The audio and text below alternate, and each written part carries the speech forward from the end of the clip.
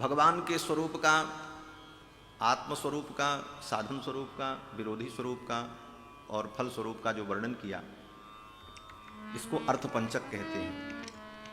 प्राप्यस्य ब्रह्मणो रूपम प्राप्तुश्च प्रत्यगात्मनः प्राप्त्युपायम फलम प्राप्तेः तथा प्राप्ति विरोधी च वदन्ति सकला वेदाः सेतिहास पुराणकाः मुनयश्च महात्मानो वेद वेदांत वेदिनः। समस्त शास्त्रों में, वेद से लेकर पुराण पर्यंत समस्त शास्त्रों में मूल रूप से 5 अर्थ ही बताए गए हैं, 5 विषय। प्रकारांतर से, उपायांतर से, किसी भी प्रकार से जो बातें कही गई हैं, सबका सार केवल 5 अर्थ है। 5 अर्थ क्या है? बोले पहला अर्थ अपने स्वरूप का हमें ज्ञान हो, आत्म स्वरूप। दूसरा अर्थ परमात्मा का स्वरूप। तीसरा परमात्मा की प्राप्ति के साधन का स्वरूप। चौथा परमात्मा की प्राप्ति में बाधक तत्व क्या है, उनका स्वरूप। और पांचवा भगवत प्राप्ति का फल क्या है, इसका स्वरूप। तो उस अर्थपंचक की व्याख्या में मैं नहीं जाऊंगा। इस अर्थपंचक में जो साधन स्वरूप है, उन साधनों का जब विवेचन किया आचार्य ने, तो कहते हैं 5 साधन हैं भगवत प्राप्ति के। एक एक के 5-5 रूप हैं। आत्मा का 5 रूप, परमात्मा के 5 रूप, साधन के 5 रूप, विरोधी के 5 रूप और फिर फल के 5 रूप, कुल मिलाकर के 25। तो उन 25 की व्याख्या तो यहाँ संभव नहीं है। प्रसंग आएगा तो यत्र तत्र उनकी चर्चा होगी, क्योंकि श्रीमद् वाल्मीकि रामायण तो रहस्य ग्रंथ है। समस्त प्रकार के वैष्णव सिद्धांतों का रहस्य श्रीमद् वाल्मीकि रामायण में समाहित है। उन 5 में जो भगवत प्राप्ति के 5 स्वरूप का वर्णन किया, कर्म, ज्ञान, भक्ति, प्रपत्ति और आचार्याभिमान। तो कर्म से भगवत प्राप्ति, कर्म मार्ग एक है जिस कर्म मार्ग से चलकर हम भगवान को प्राप्त कर सकते हैं। लेकिन कर्म मार्ग में समस्त प्राणियों का अधिकार ही नहीं, क्योंकि कर्म तो वैदिक कर्म को ही कर्म कहा गया है। आज लोग कहते हैं कि महाराज गीता में भगवान ने कहा है कर्म करो, हम तो कर्म करते हैं। गीता में जिस कर्म की बात भगवान ने की वो कर्म वेदोक्त कर्म है, वर्णाश्रम धर्म है। जिस वर्णाश्रम धर्म का वर्णन स्मृतियों में है, वह वर्णाश्रम धर्म और अपने अपने वर्ण के अनुकूल निज निज धर्म को समझ करके उसका आचरण करना। निज निज धर्म निरत श्रुति की तहि कर फल पुनि विषय विरागा तब मम चरण उपज अनुरागा। तो वो कर्म, लेकिन कर्म में समस्त प्राणियों का अधिकार नहीं। और उसमें भी वैदिक कर्म तो केवल विजातियों के लिए, बाकी सबके लिए भिन्न भिन्न कर्मों का निरूपण है। ज्ञान, कर्म के द्वारा जब अंतःकरण की पूर्ण शुद्धि होगी तभी ज्ञान स्थिर होगा। तो ज्ञान का मार्ग भी बड़ा कठिन है। भक्ति, जिस भक्ति का वर्णन पुराणों में, भागवत आदि ग्रंथों में किया गया, वो भक्ति भी सतत स्मरण रूप है। निरंतर भगवान का स्मरण होता रहे, इसी का नाम भक्ति। तैल धारावद अवच्छिन्न स्मृति संतान, तेल की धारा के समान अखंड भगवान की स्मृति, ये भक्ति है। लेकिन वह स्मृति भी कब तक रहे? बोले अंतिम समय तक रहे। जीवन भर हम भगवान का इतना स्मरण करें कि जब अंतिम क्षण आवे तब भी भगवान का स्मरण बना रहे। ऐसी सततता, निरंतरता बनी रहे। और अगर अंतिम समय में स्मृति नहीं हुई तो वो भक्ति भी साधन नहीं बन पाएगी। जीव अंतिम स्मृति के आधार पर पुनः संसार चक्कर में पड़ जाएगा। यम यम वापि स्मरण भावम त्यजन्त्यन्ते कलेवरम। इसीलिए हमारे आचार्यों ने कहा, श्री कुलशेखर आलवार कहते हैं, हे भगवान, अंतिम समय में आपका स्मरण होना बड़ा कठिन है। प्राण प्रयाण समये कफवात पित्तैः कंठावरोधन विधौ स्मरणम कुतस्ते। कहाँ आपका स्मरण हो पाए? अद्यैव में विशतु मानस राजहंस, आज ही मेरा मानस राजहंस आपके चरणों में, चरण रूपी पिंजड़े में बद्ध हो जाए। क्योंकि अंतिम स्मृति बड़ी कठिन है। अभी हमारे इंद्रेश जी इसी विषय का स्मरण कर रहे थे। श्री मलुक पीठाधीश्वर जी ने कहा किसी प्रसंग में कि अगर अंतिम स्मृति भक्त न कर पावे तो भगवान स्वयं कृपा करके उसका स्मरण कर लेते हैं। स्वयं भगवान कहते हैं वराह पुराण में कि यदि वातादि दोषेन भक्ता माम च विस्मरेत अहम स्मरामि मद्भक्तम नयामि परमाम गति। यदि मेरा भक्त मेरा स्मरण अंतिम समय में नहीं कर सकता तो मैं अपने भक्त का स्मरण कर लेता हूं, उसको परम गति प्रदान कर देता हूं। ये तो भगवान की कृपा से संभव है, ये भगवान के ऊपर निश्चित है। ठाकुर जी करेंगे तब होगा, उसमें हमारी जबरदस्ती नहीं चल सकती, क्योंकि भगवान स्वतंत्र हैं, परम स्वतंत्र न सिर पर कोई। वो हमारा स्मरण करें इसकी जोर जबरदस्ती हम नहीं कर सकते, ये उनके ऊपर निर्भर करता है। तब तो कहते फिर शरणागति कर लें। चौथा साधन बताया शरणागति। शरणागति करके हम आत्मसमर्पण कर दें, शरणागति में भगवान को ही साधन मान लें। शरणागति भी बड़ा ही गोपनीय तत्व है। वेदांत में भी शरणागति को गोपनीय ही रखा।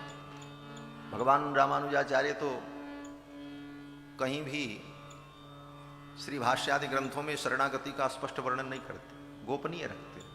इसीलिए वेदांत देशिक स्वामी जी महाराज कहते हैं शारीरिके भी भाष्ये या गोपिता शरणागति। शारीरिक भाष्य पे श्री भाष्यादि ग्रंथों में भी जिस शरणागति को गोपनीय रखा, क्योंकि ये न्यास विद्या बड़ी गोपनीय विद्या है। न्यास विद्या है क्या, शरणागति क्या है? भगवान के सामने साष्टांग प्रणाम कर लें, पाहिनाथ के पाहि गुसाई भूतल परे लकुट की नाई, इतने मात्र से शरणागति हो गई। बोले ये तो दैहिक शरणागति, देह से हम शरणागत हो गए, साष्टांग प्रणाम कर लिए। लेकिन मूलतः शरणागति तो ज्ञान रूपा ही है। और वो शरणागति क्या है? बोले तस्य वशीकरणम तत्शरणमित्येव, उन परमात्मा को वश में करने के लिए उनके शरण में चले जाना, शरणागति कर लेना। और वो शरणागति क्या है?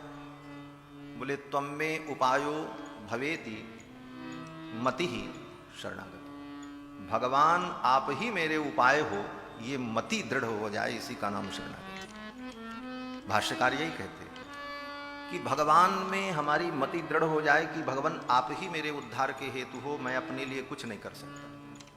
हम अपने कल्याण का कोई साधन नहीं कर सकते, हम असमर्थ हैं, आप ही उपाय हो। उपाय के रूप में और उपेय के रूप में, दोनों रूप में भगवान का वर्ण कर लेना, मानसिक रूप से अपने मन को, चित्त को, बुद्धि को इस विषय में दृढ़ कर लेना, ये शरणागति। लेकिन ये शरणागति भी सफल होगी कि नहीं, इसमें भी संदेह हो सकता है।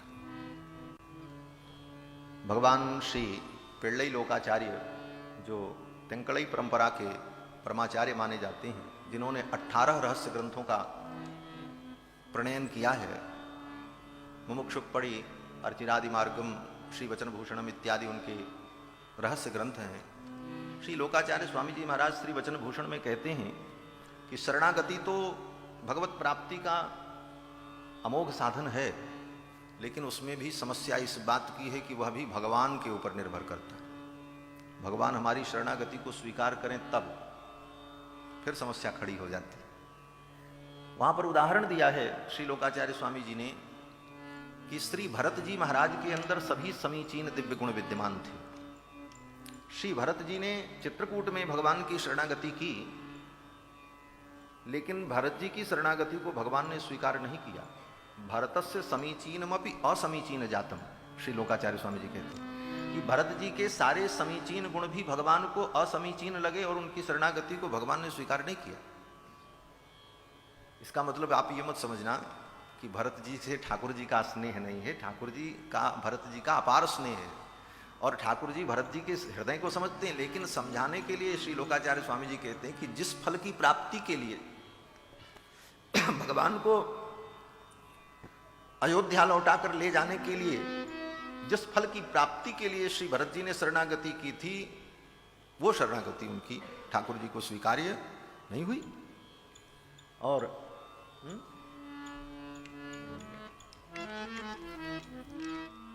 वहीं पर निषाद राज गुह की शरणागति को भगवान ने स्वीकार किया। निषाद राज गुह के सारे गुण असमीचीन थे और उनके असमीचीन गुण के होते हुए भी ठीक है, भगवान ने निषाद राज की शरणागति को स्वीकार कर लिया। क्या कारण था? तो श्री लोकाचार्य स्वामी जी कहते हैं भगवान की इच्छा थी, उनको कौन रोक सकता है? ठाकुर सर्वसमर्थ। कहते हैं तब क्या करें भाई, शरणागति को परम साधन तो कहा। शरणागति इतना सरल उपाय भी है, कुछ करना ही नहीं है, सब कुछ न करना ही शरणागति है। हाँ, दूसरे शब्दों में कहा जाए तो कुछ करेंगे तभी तो शरणागति नहीं होती। कुछ न करें, ठाकुर के ऊपर सब छोड़ दें, इसी के नाम शरणागति। इतना सरल साधन। लेकिन इसमें समस्या एक बात है कि विश्वास होना चाहिए, महाविश्वास पूर्वकम। आचार्य भरत मुनि कहते हैं कि भगवान की शरणागति में विश्वास नहीं, महाविश्वास की जरूरत पड़ती। महाविश्वास पूर्वकम तदेका प्रार्थना यांचा प्रपत्ति शरणागति, अनन्य साध्ये स्वाभीष्टे महाविश्वास पूर्वकम। महाविश्वास, महाविश्वास होना बड़ा कठिन है महाराज। हमारे पूज्य स्वामी जी महाराज कहा करते थे, श्री अयोध्यानाथ मंदिर पूज्य स्वामी जी महाराज जी ने तो खूब कथा सुनी है, सब शब्द उनको याद होगा, उन्हीं के शब्दों में मैं कहता हूँ। पूज्य स्वामी जी महाराज कहते थे कि दुर्भाग्य है जीव का कि रिक्शे वाले पर विश्वास हो जाता है, तांगे वाले पर विश्वास हो जाता है, भगवान पर विश्वास नहीं। ये उनके शब्द। स्वामी जी कहते थे बिना विश्वास के तो तुम स्टेशन नहीं जा सकते। आप स्टेशन जाना हो, रिक्शे वाले को बुलाओ, तो विश्वास करके चुपचाप आप बैठ जाओ तो आप तो स्टेशन पहुंच जाओगे, संदेह नहीं। लेकिन आपने अगर विश्वास नहीं किया तो क्या प्रक्रिया होगी? बोले आप पहले उससे पूछोगे भाई तुमको रिक्शा चलाना आता कि नहीं आता, तो कहेगा हाँ साहब आता है। बोले सकुशल हमको स्टेशन तक पहुंचाओगे? तो बोले हाँ पहुंचाएंगे। बोले अच्छा ये बताओ स्टेशन का रास्ता तुमको मालूम है? बोले हाँ मालूम है। फिर भी व्यक्ति अगर विश्वास नहीं करता और बार बार पूछता ही भाई ये बताओ कि तुम मुझे सकुशल पहुंचा पाओगे, तो एक रिक्शा वाला भी क्या बोलेगा? यही बोलेगा साहब अगर आपको बैठना है तो आप बैठो, फालतू की बहस क्यों करते? वो भी चाहता है कि आप विश्वास करके बैठ जाओ तो मैं आपको पहुंचा दूं। आप नहीं विश्वास करोगे तो रिक्शा वाला कहेगा ठीक है महाराज जाओ, हमको कोई गर्ज थोड़ी गई। तो बिना विश्वास के तो हम स्टेशन भी नहीं पहुंच सकते, वैकुंठ पहुंचना तो बहुत दूर की बात है। महाविश्वास पूर्वकम, महाविश्वास शरणागति में हो जाए बड़ा कठिन है महाराज। श्री भाष्य में भी भगवत पाद श्री रामानुजाचार्य जी ने जिस शरणागति को गोपनीय रखा, क्यों गोपनीय रखा? उसका कारण यही था। आचान पिल्लई आचार्य जो शरणागति के द्राविणी व्याख्याकार हैं, आचान पिल्लई आचार्य कहते हैं कि इसलिए शरणागति को श्री भाष्यकार ने श्री भाष्य में स्पष्ट नहीं किया कि श्री भाष्य को पढ़ने वाले तो जो लोग हों उनको तो वेद वेदांत का शास्त्रार्थ करना है, उनकी शरणागति में विश्वास, उनकी शरणागति में निष्ठा ही नहीं होगी, विश्वास ही नहीं है। इसलिए ऐसे लोगों के सामने शरणागति का वर्णन करना ही व्यर्थ है। क्यों? तो उन्होंने उदाहरण दिया आचान पिल्लई ने कि जैसे चांडाल को वेदोपदेश करना अनुचित है, व्यर्थ है, उसी प्रकार बाद वेदांत को पढ़ने वाले और सुनने वालों के बीच में शरणागति के रहस्य को बताना भी बेकार है, ऐसा वर्णन किया। तो ऐसे महापुरुष भगवान रामानुजाचार्य, उनकी ऐसी विशुद्ध परंपरा में, भगवान श्री रामानुजाचार्य जी की परंपरा में गुरुदेव भगवान जिनका नाम भी श्री रामानुजाचार्य, उनकी स्मृति में उनके वैकुंठ महोत्सव के उत्सव में हम सभी लोग भगवत चर्चा कर रहे हैं। तो साधन का हम वर्णन कर रहे थे कि कर्म, ज्ञान, भक्ति और शरणागति, ये चारों साधन कहीं न कहीं मोघ हो जाते हैं। तो अमोघ साधन क्या है? तो अंत में आचार्य जन वर्णन करते हैं कि आचार्य अभिमान, आचार्याभिमान एवोत्तारकः, आचार्याभिमान ही उद्धार का अंतिम साधन। क्यों? बोले शरणागति में तो परगत स्वीकार की अपेक्षा है। शरणागति में हम स्वगत स्वीकार, हमने शरणागति कर ली, लेकिन परगत स्वीकार हो तब ना भगवान स्वीकार करे। लेकिन आचार्याभिमान में आचार्य के प्रति हमारा अभिमान है, आचार्य के चरणों में हमारी निष्ठा है, तो यह निष्ठा ही हमारे उद्धार का साधन बन जाएगी। वे आचार्य भले हमको न स्वीकार करते हो, यह भी बात है। आचार्य निष्ठा में अगर आचार्य शिष्य को स्वीकार करते हैं, शिष्य आचार्य को नहीं स्वीकार करता है, तब भी शिष्य का कल्याण हो जाएगा। और शिष्य आचार्य को स्वीकार करता है लेकिन आचार्य उस शिष्य को स्वीकार नहीं करते, तब भी उसका कल्याण हो जाएगा। ऐसा वर्णन किया है। किसी भी प्रकार से यहां परगत स्वीकार की अपेक्षा नहीं होती। शिष्य अगर आचार्य को आचार्य मानता है, भले वो आचार्य उसका तिरस्कार ही करते हों, उसके दुर्गुणों को देख करके उसकी अवहेलना भी करते हों, उस पर कृपा न बरसाते हों, फिर भी आचार्य निष्ठा अगर उसकी दृढ़ है तो उसे भगवत प्राप्ति। इसीलिए आचार्यों ने कहा कि आचार्याभिमान एवोत्तारकः, आचार्याभिमान ही जीव के उद्धार का परम साधन। इसीलिए आप देखो आलवंदार स्तोत्र, जो कि संपूर्ण विशिष्टाद्वैत सिद्धांत का सारभूत स्तोत्र है, आलवंदार स्तोत्र। उसी स्तोत्र में गुंफित रहस्यों को सुनकर पढ़ करके भगवत पाद श्री रामानुजाचार्य जी ने इतने बड़े सिद्धांत की स्थापना। सारा सिद्धांत का मूल सूत्र वहीं से लिया। उस आलवंदार स्तोत्र में भगवान की बड़ी सुंदर स्तुति की श्री यामुनाचार्य स्वामी जी ने। भगवान का स्तवन किया, शरणागति की, न धर्मनिष्ठोस्मिन् चात्मवेदी न भक्तिमास्त्वच्चरणारविंदे। लेकिन शरणागति करने के बाद भी यामुनाचार्य स्वामी जी सोचते हैं शरणागति ठाकुर ने हमारी स्वीकार नहीं की, तब क्या होगा। तब अंत में आचार्याभिमान जो अंतिम साधन है, इस साधन का चिंतन करते हुए श्री यामुनाचार्य स्वामी जी महाराज कहते हैं, अकृत्रिमत्वच्चरणारविंद प्रेम प्रकर्षामधिमात्मवंतम पितामहम नाथ मुनिम विलोक्य प्रसीद मद्वृत्तम चिंतयित्वा।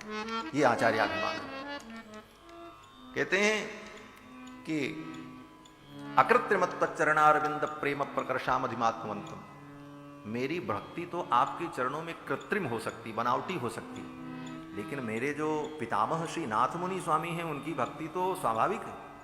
अकृत्रिमत्वच्चरणारविंद प्रेम प्रकर्षामधिमात्मवंतम पितामहम नाथ मुनिम विलोक्य।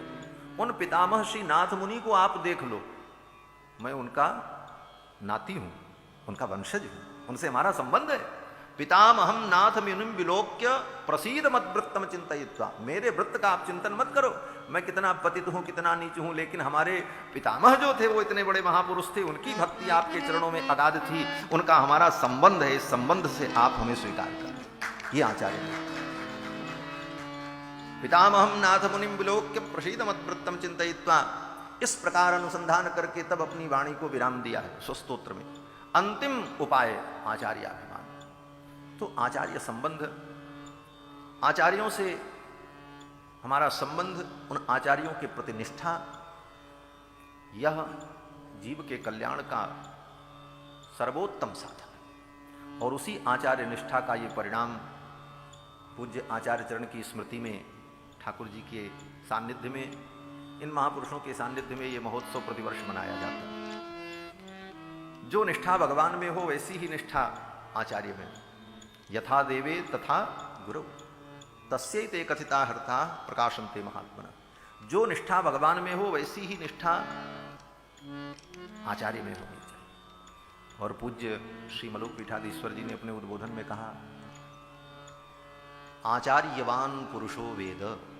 ये श्रुति है, वेद मंत्र है। वेद भगवान कहते हैं आचार्यवान पुरुषो वेद।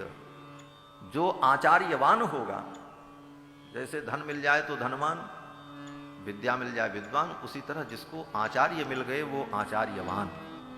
तो आचार्यवान जो होगा वही भगवान को जान पाएगा, वही भगवान को पाएगा, ठाकुर उसी को मिले। आचार्यवान पुरुषो वेद।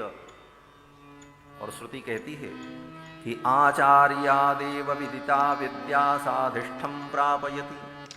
आचार्य के द्वारा विदित विद्या ही जीव को ठाकुर के चरणारविंद तक पहुंचाती। और हमारे यहां तो आचार्यों ने इतना गंभीर अनुसंधान किया। आचार्य की कृपा न हो तो वैकुंठ जाने के बाद भी वैकुंठ का दरवाजा नहीं खुलेगा महाराज।